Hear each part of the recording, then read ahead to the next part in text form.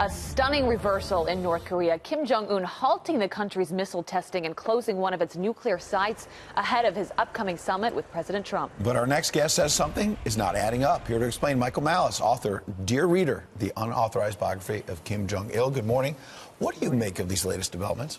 Something's not adding up, as Why? it often does with North Korea. Let's suppose we were having a summit with Trudeau from Canada, our allies for decades, strong allies. And ahead of the meeting, Prime Minister Trudeau said, we're going to give you this, we're going to give you that, and ask for nothing in return. It wouldn't make sense. You know, maybe he would give it up at the end of the meeting, but certainly ahead of time, he's not going to put all his cards on the table. So maybe Kim Jong Un is reading Art of the Deal in reverse or something, because clearly he's not asking for. But isn't it because President Trump said, fire and fury, you're going to go down if you take us on? After he said fire and fury, remember, they were saying they were going to hit Guam with missiles, and in November, they sentenced President Trump to death in absentia. So it takes a lot to go from, we're going to kill you in November, and in April, we're just going to give you everything we want and ask for nothing in return, especially in light of what happened in Syria. Right. Syria just was struck, less than a couple of weeks ago, and now they're saying they're going to give up their nukes, and they're also saying they're perfectly comfortable having American troops in South Korea as part of the deal, which has been a sticking point for them for decades, since the end of the Korean War.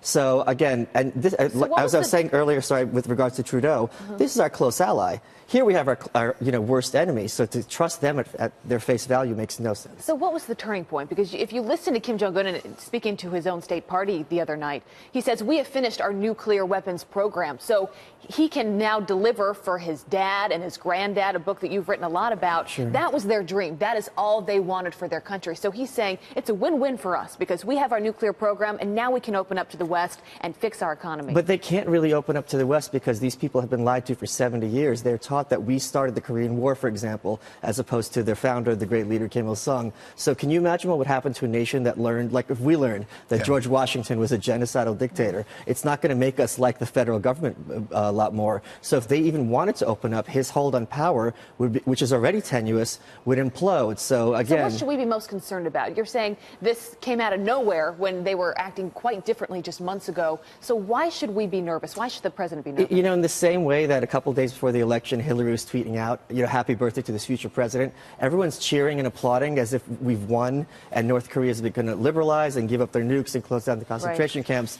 Let's celebrate when these things actually happen, as opposed to simply a pause in the nuclear program and a lot of hot air coming out of his mouth. So you think Kim Jong Un is going to go to the table and say, never mind, I tried, I did all these things a month ago, and then I go to the table and President Trump is going in a different direction. I'm done. I tried. Is that what he's That's certainly an obvious thing for him to do. It would be very easy for him to say that we tried the peace way. Now we have no choice but to amp up the nuclear program. We don't know what's going to happen because we also don't know how President Trump is going to approach him. And President Trump is playing his cards close to his chest, which is very intelligent when you're dealing with someone like this. Well, proceed with caution. Yeah.